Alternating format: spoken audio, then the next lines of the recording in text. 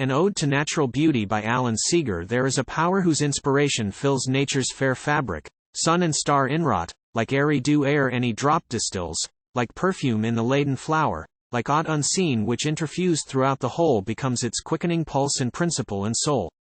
Now when, the drift of old desire renewing, warm tides flow northward over valley and field, when half-forgotten sound and scent are wooing from their deep-chambered recesses long-sealed such memories as breathe once more of childhood and the happy hues it wore, now, with a fervor that has never been in years gone by, it stirs me to respond, not as a force whose fountains are within the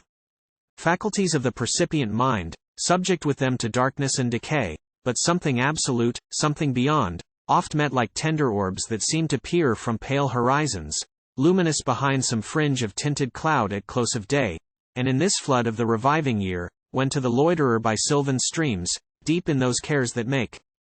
youth loveliest, nature in every common aspect seems to comment on the burden in his breast, the joys he covets and the dreams he dreams, one then with all beneath the radiant skies that laughs with him or sighs, it courses through the lilac-scented air, a blessing on the fields, a wonder everywhere. Spirit of beauty, whose sweet impulses, flung like the rose of dawn across the sea, alone can flush the exalted consciousness with shafts of sensible divinity, light of the world, essential loveliness. Him whom the muse hath made thy votary not from her paths and gentle precepture shall vulgar ends engage, nor break the spell that taught him first to feel thy secret charms and o'er the earth, obedient to their lure, their sweet surprise and endless miracle, to follow ever with insatiate arms. On summer afternoons, when from the blue horizon to the shore, casting faint silver pathways like the moons across the ocean's glassy, mottled floor, far clouds uprear their gleaming battlements drawn to the crest of some bleak eminence, when autumn twilight fades on the Sarah hill and autumn winds are still, to watch the east for some emerging sign, wintry Capella or the Pleiades are that great huntsman with the golden gear, ravished in hours like these before thy universal shrine to feel the invoked presence hovering near, he stands enthusiastic.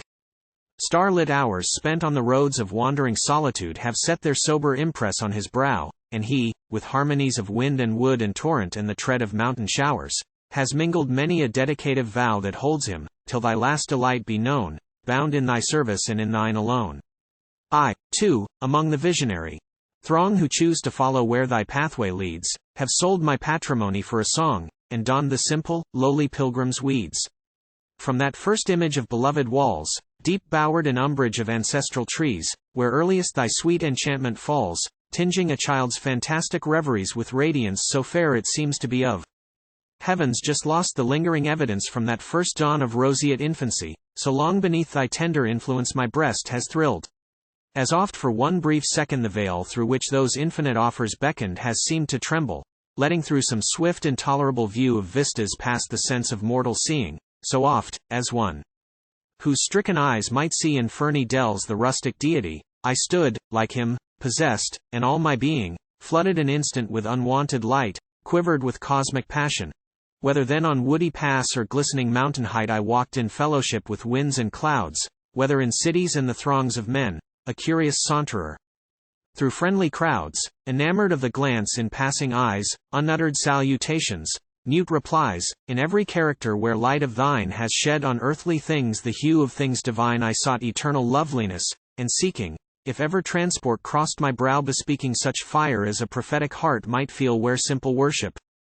blends in fervent zeal, it was the faith that only love of thee needed in human hearts for earth to see surpassed the vision poets have held dear of joy diffused in most communion here, that whomsoe'er thy visitations warmed, lover of thee in all thy rays informed, needed no difficulter discipline to seek his right to happiness within than sensible of nature's loveliness, to yield him to the generous impulses by such a sentiment evoked.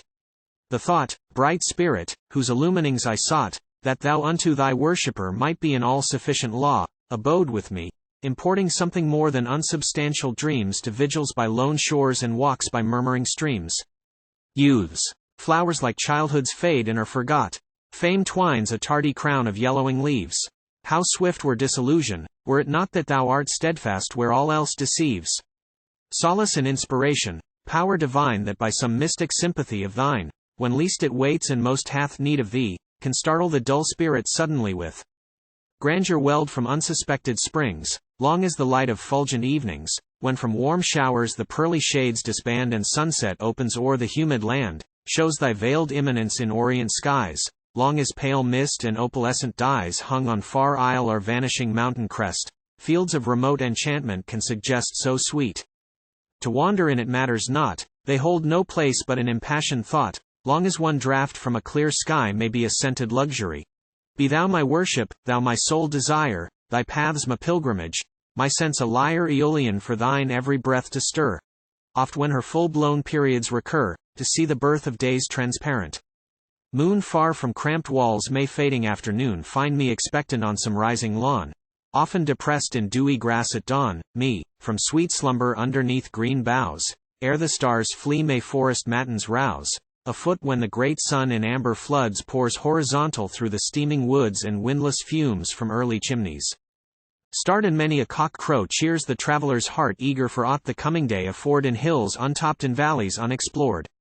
Give me the white road into the world's ends, lover of roadside hazard, roadside friends, loiterer oft by upland farms to gaze on ample prospects, lost in glimmering haze at noon, or wear down odorous dales. Twilit, filled with low thundering of the mountain stream, over the plain where blue seas border it the torrid coast towns gleam. I have fared too far to turn back now. My breast burns with the lust for splendors unrevealed, stars of midsummer, clouds out of the west, pallid horizons, wines that valley and field laden with joy, be ye my refuge.